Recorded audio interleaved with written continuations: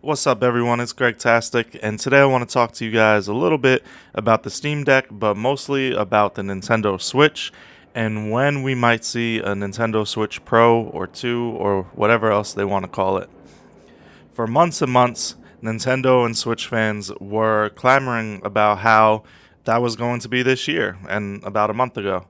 But instead of announcing a Switch Pro, they announced the same old Switch with a slightly bigger and better screen.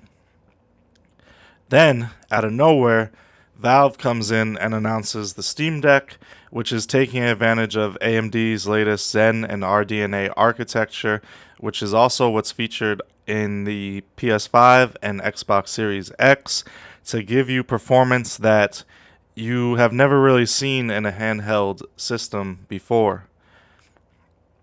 That being said, I'm not sure people are focusing on the right things when they're talking about the Steam Deck being a Switch killer. First of all, Nintendo has never been competitive. Honestly, I'm not trying to be funny, but a lot never is the wrong word. Nintendo doesn't mind having less powerful systems, consoles, handhelds, whatever. As long as they have something good enough, their software is going to push them through.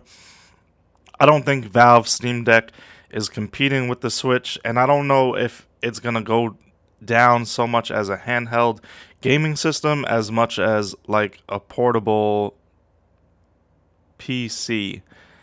I don't think they're going to be aiming towards the same crowd, but that's not really the subject of the video today. What I want to talk about today is when I think you are actually going to get to see your Switch Pro or Switch 2 and what it's going to look like. And to do that, I just want to give you guys a little history lesson on some boring hardware technology that I just love. Nintendo Switch was released in 2017, and it uses a system on a chip made by NVIDIA called the Tegra X1, which is kind of like a mobile system on a chip meant for mobile devices. So yes, the Nintendo Switch is a handheld mobile device, but tablets and phones and like TV boxes.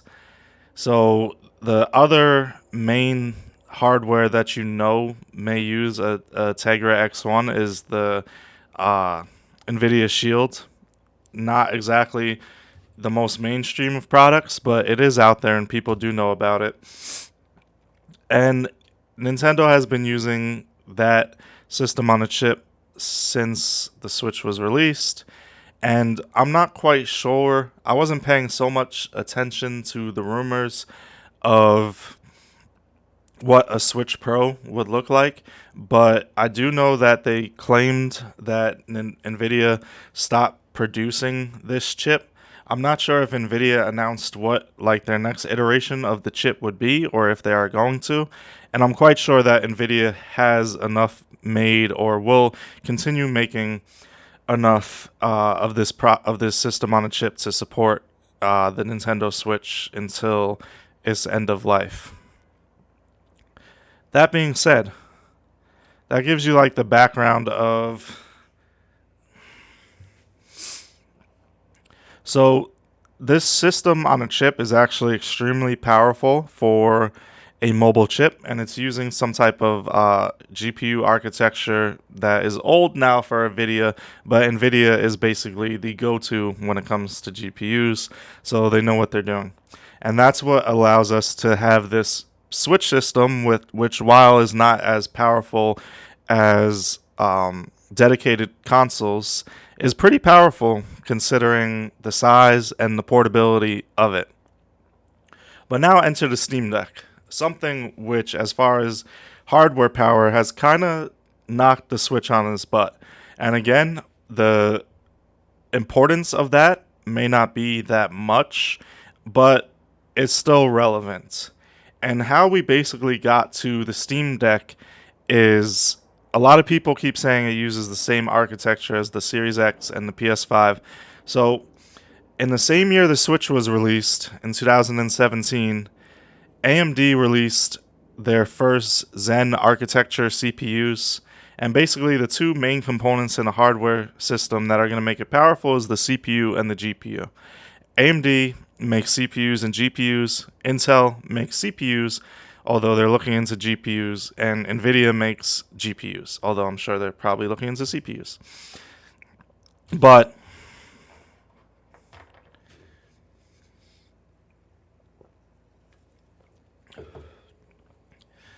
in 2017, AMD was lagging behind both Intel and NVIDIA in their respective fields by quite a bit.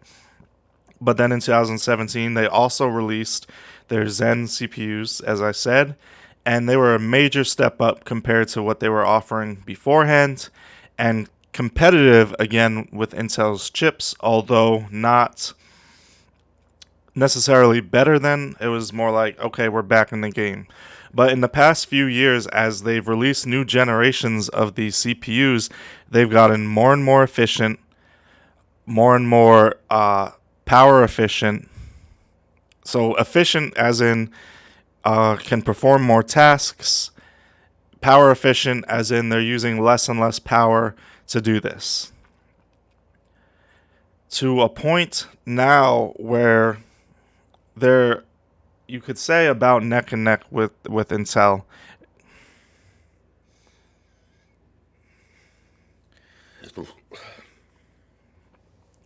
To a point now where you could say they're about neck and neck with Intel.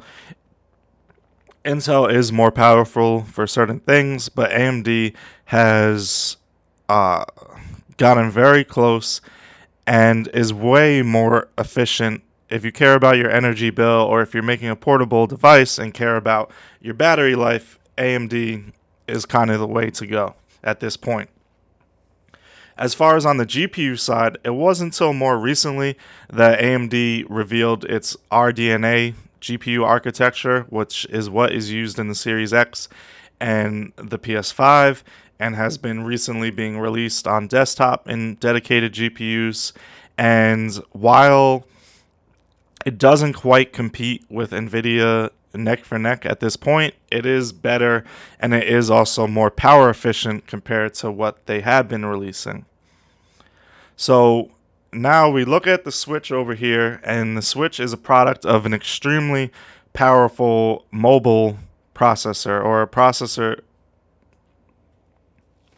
So we look over here and we have the Switch, which is the product of an extremely powerful mobile system on a chip.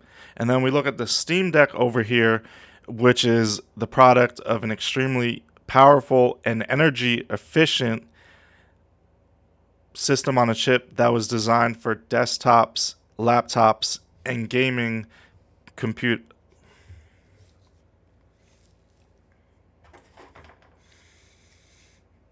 So on one hand, we have the Switch, which is the product of an extremely powerful system on a chip that's designed for mobile devices.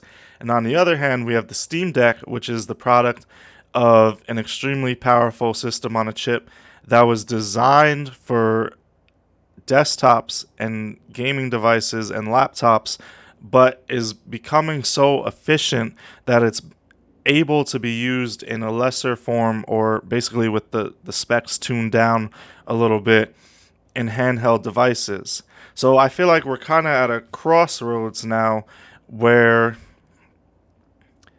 Nintendo can go and do whatever they want, and they will do whatever they want, but Nintendo would be pretty dumb in my I'm sorry, that sounded so harsh, but Nintendo, it wouldn't make a lot of sense for them to ask NVIDIA to just beef up the Tegra chip and create a Switch Pro or a Switch 2 with a beefier Tegra chip.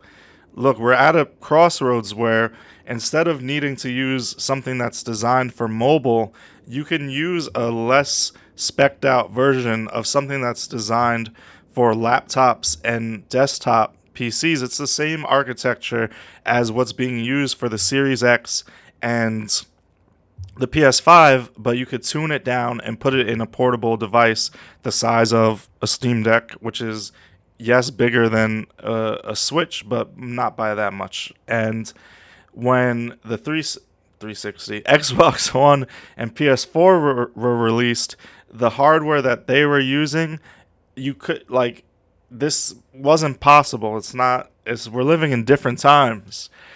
For Nintendo to create a system like the Switch and have it be portable and battery efficient, they had to use a mobile chip. Now, as the Steam Deck shows you, you can release something way more powerful. So here's my thinking on the Switch Pro or the Switch 2 and how NVIDIA is apparently not making the system on a chip that it uses anymore. I'm going to guess, I'm going to put in my prediction, call up all the people at Bloomberg and let them know my prediction, because my opinion is just as valid as theirs, because I haven't been wrong yet. But I would guess in the next year or two, I realize that's a big time frame, but I'm going to cap it out at 2 years, within the next 2 years, but probably sooner. Nintendo is going to announce a new Switch that is going to take advantage of this hardware that is in the Steam Deck, which is essentially just lower spec versions of Zen and RDNA architecture on a system on a chip, and you're going to get the powerful portable gaming system you want with Nintendo's games on it. Like I said, I think Nintendo's not going to be in a rush to do this, because I don't think they're competing with Valve. Valve could do whatever they want and make the system as powerful as they want, but they're not going to have Mario and Zelda and Pokemon on it, so it is what it is. But an important thing to think about, I'm sure probably Valve is helping AMD with the research and development of doing something like this, but this is not Valve's technology, you know? It's Valve's technology in that they made the system in the same way that Microsoft and Sony designed their systems, but this is AMD technology, so anyone can use it, and I'm quite sure that pretty soon Nintendo will. I'm assuming that it hasn't happened already, because it's like relatively a newer architecture, and Nintendo is never, in my opinion, on the cutting edge. So they probably, you know how often they release iterations of their hardware, they probably feel comfortable milking the Switch and the OLED Switch for another year, maybe 2 years. But then I'm thinking pretty soon we're going to get a Switch 2, Switch Pro announcement, but it's not going to be that same NVIDIA relationship, which has probably been pretty profitable for both companies. Is going to be a AMD focused hardware, and it's going to be just as powerful, or by that time, maybe a little more powerful than the Steam Deck, and maybe that's part of why I'm not predicting the Steam Deck to sell like gangbusters. But guys, August 7th, 2021, call up Bloomberg by I'll give myself no, should I?